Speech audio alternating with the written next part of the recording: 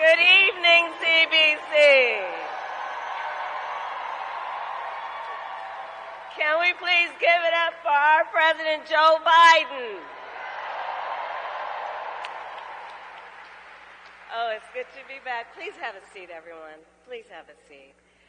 I have to say, it is so good to be back. And let me just say about Joe Biden,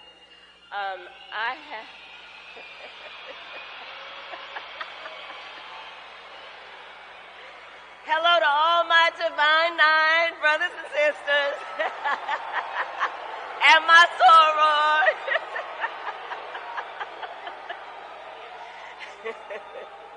And to all my HBCU brothers and sisters.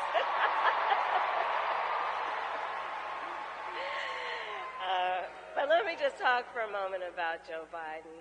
It has been the honor of my lifetime to serve as his vice president. And I'll tell you, I have worked very closely with him, whether we are in the Oval Office or the Situation Room. Joe Biden is always fighting for the American people. And I do know that history will show what we here all know. He has been one of the most transformative presidents in American history. And so I thank you, Joe Biden, for everything you are and everything you have yet to do. And thank you also to all the leaders of CBC, Chair Stephen Horsford, CBCF Chair Terry Sewell, and ALC co-chairs Troy Carter and Lucy McBath for your years of service to CBC and to our nation. I also want to thank Hakeem Jeffries, who will be the next Speaker of the House. Yes, he will. And nobody knows how to quote Biggie better than Hakeem. Assistant Leader Joe Neguse, thank you for your leadership. And I cannot go further without thanking the great, great Congressman Jim Clyburn.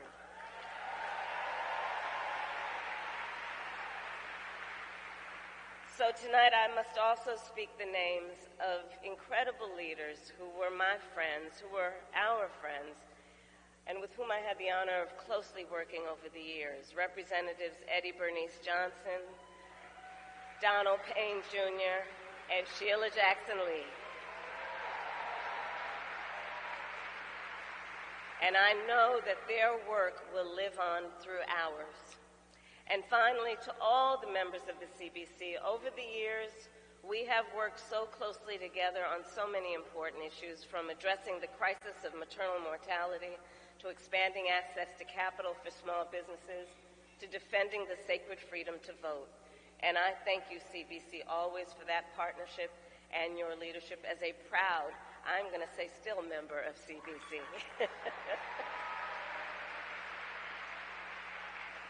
So for more than half a century, everyone here knows the Congressional Black Caucus has served as the conscience of the Congress and of our nation.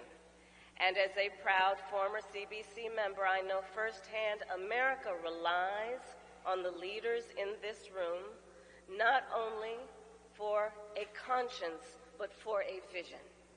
The CBC has always had a vision for the future of our nation, a future where we can see what is possible unburdened by what has been, a future where we fulfill the promise of America, a promise of freedom, opportunity, and justice, not just for some, but for all. And today, that vision, our vision, is under profound threat. While we move and fight to move our nation forward toward a brighter future, Donald Trump and his extremist allies intend to take our nation backward. They will give tax breaks to billionaires and big corporations, cut Social Security and Medicare, and end the Affordable Care Act, which the CBC fought so hard to pass. But we are not going back. We are not going back. No, we will chart a new way forward. We, together, have a vision of a future for our country where no person has to go broke just because they got sick. We have a vision that understands then the importance of strengthening the Affordable Care Act. Remember, they tried to name it Obamacare thinking people wouldn't like it? People love it. He wants to talk about people love it. People love the ACA. Even though the former president tried almost 60 times to get rid of it, it is intact, helping hundreds of millions of people in our country. We have a vision of our country where we understand that the access to health care should not be a privilege just of those who can afford it. It should be a right.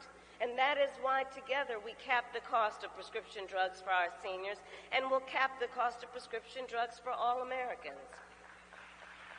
We actually have a plan for health care, not just concepts of a plan. Concepts. We have a vision of a future where every person has the opportunity not just to get by, but to get ahead. And so we will build, yes, what I call an opportunity economy, so every person has an opportunity to own a home, start a business, and build intergenerational wealth, including my plan to help create 25 million new small businesses in the next 4 years. Ours is a vision of a future where we protect our most fundamental freedoms, including the freedom to vote, which is why we will finally pass the John Lewis Voting Rights Advancement Act and the Freedom to Vote Act.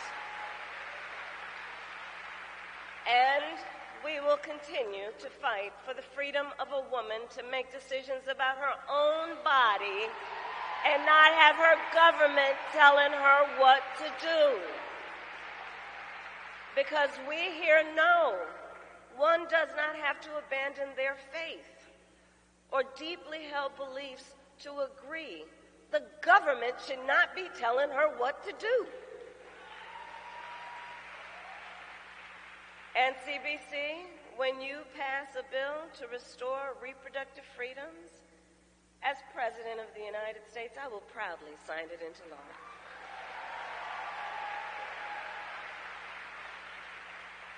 So to continue to realize our vision for the future of our nation, we have some hard work ahead of us. But I know we like hard work. Hard work is good work. Hard work is joyful work. And generations of Americans before us led the fight for freedom and for the future. And now, the baton is in our hands. I truly believe that America is ready to turn the page on the politics of division and hate.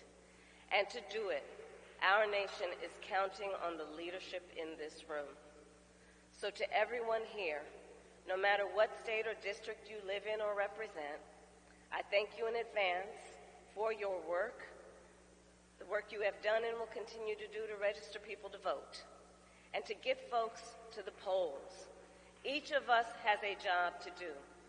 And the bottom line is, we know what we stand for, and that's why we know what we fight for. And when the CBC fights, we win. I thank you. God bless you. God bless the United States of America. Thank you, everybody.